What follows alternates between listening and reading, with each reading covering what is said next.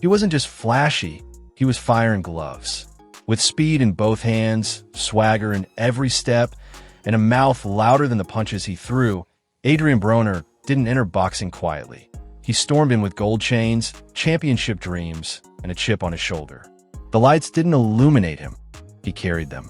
By 30, he was a 4-division world champion, already etched in boxing history. They called him the next Floyd Mayweather. He called himself the problem, and for a while, he absolutely was. He didn't just fight, he dominated, choreographing each bout like a high-stakes ballet of violence and flair. The spotlight wasn't big enough, the ring felt small. At his peak, money followed him like a shadow. Multi-million-dollar paydays, private jets, luxury cars, mansions with theaters, pools, and bowling alleys. His net worth soaring past $10 million. But a few years later, it all vanished. $13 in his pocket, debts piling high, and the world watching every misstep. From world titles to wild nights, from million-dollar paydays to courtroom battles, Broner's story isn't just about fame or failure. But before we dive in, hit the like, subscribe, and ring the bell because this isn't just boxing. This is chaos, glory, and redemption.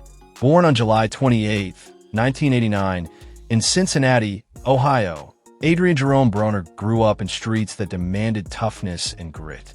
At 6 years old, he laced up his first pair of gloves, stepping into a boxing gym not for fun, but for survival.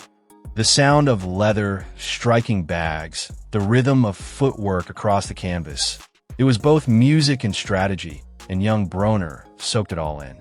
By his teens, he had fought over 300 amateur bouts, losing almost none. That wasn't just talent, it was obsession. Nights were filled with dreams of gold belts, days with relentless drills. Every bruise, every swollen knuckle, every cut above the eye was proof of dedication, of a young man unwilling to settle for ordinary. When he stepped into the professional ring at 19, it was as if lightning had struck. Opponents fell early and often. The gloves weren't just weapons, they were extensions of chaos itself. The speed, precision, and audacity in his hands made even seasoned fighters wary. By his 5th fight, he was already sparring with the elite in Las Vegas, a young man with more swagger than age. Every knockout was more than a victory. It was a declaration. The world was about to meet the problem. The ring wasn't big enough to hold him. The spotlight had to chase him. Spectators didn't just watch him fight. They were captivated, suspended between admiration and disbelief at the spectacle before them. Broner's rise was meteoric.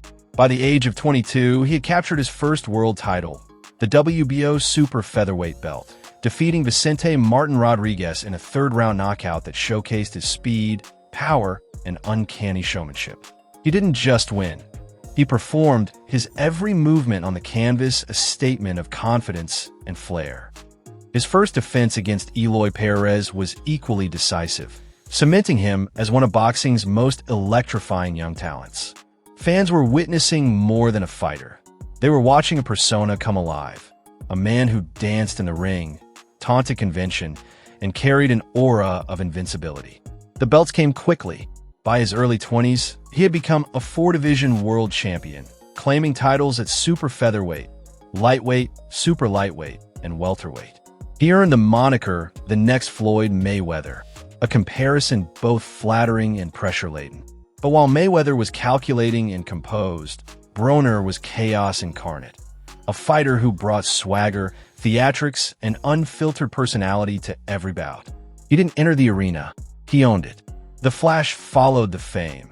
Entrances draped in gold chains, luxury cars lined outside arenas, millions flowing in from pay-per-view revenue and endorsements. By the height of his dominance, his net worth had approached $10 million, a fortune reflecting the rare combination of talent, charisma, and marketability. Money was no longer a tool. It was a stage, and Broner was the show. His 2012 lightweight title clash with Antonio DeMarco was a masterclass in power and precision, ending in a 4th-round knockout that left audiences stunned. The roar of the crowd wasn't applause, it was awe. A year later, he faced Paulie Malignaggi in a welterweight bout. While Broner demonstrated flashes of brilliance, the fight also revealed cracks. Mockery, flamboyance, and distraction overshadowed technique. The world began to ask whether his personality had grown too large for the ring, whether the problem's ego might eclipse his talent. Broner's ambition often pushed him into bigger, more dangerous arenas. His bout against Marcos Maidana in 2013 was a defining moment. Maidana, relentless and merciless, hit Broner with a ferocity that the young champion had rarely faced. For the first time, the problem tasted the canvas, not once but twice. By the 8th round, his aura of invincibility was gone, replaced by the stark reality of human vulnerability. Talent alone could no longer carry him. Precision and bravado were no shield against raw power and experience. The invincible had fallen, and the world leaned in to witness the unraveling. Even as he fought on, the pattern of brilliance tinged with instability continued. He dispatched fighters like Carlos Molina, Emmanuel Taylor, and Sean Porter with his trademark skill, yet each victory seemed increasingly hollow. The applause echoed, but the fire inside flickered. Offering distractions and missed weights began to erode his reputation. In 2017, Mikey Garcia exposed the weaknesses that had been festering. Broner was outboxed, outclassed, and forced to confront the limits of his once vaunted skills. Then came Manny Pacquiao in 2019, a clash against a living legend that left no illusions. Over 12 rounds, Broner landed only 50 punches, dominated comprehensively, and yet still insisted he had won. It was more than a defeat in the ring. It was a collision with reality, a stark confrontation between the fighter he was and the fighter the world demanded him to be. Despite the turbulence, Broner's career was decorated with moments of genuine brilliance. His title fights against Daniel Ponce de Leon, Marcos Maidana, and Khabib Alakferdiev displayed flashes of technical genius, knockout power, and ring IQ. The agility, footwork, and timing that had defined his early career remained evident even as inconsistency crept in. For a few glorious rounds, he was untouchable, a comet streaking across the canvas. The same hands that had danced opponents into submission were now signaling the price of excess. Fame had become a cage, and Broner's own fire the lock. The narrative of Adrien Broner shifted. The world no longer marveled only at knockout power, but watched the spectacle of a fighter grappling with ambition, indulgence, and reality. Through it all, he remained a figure of fascination. The rise, the championships, the flash, the setbacks, they all contributed to a career that, while turbulent, was undeniably unforgettable.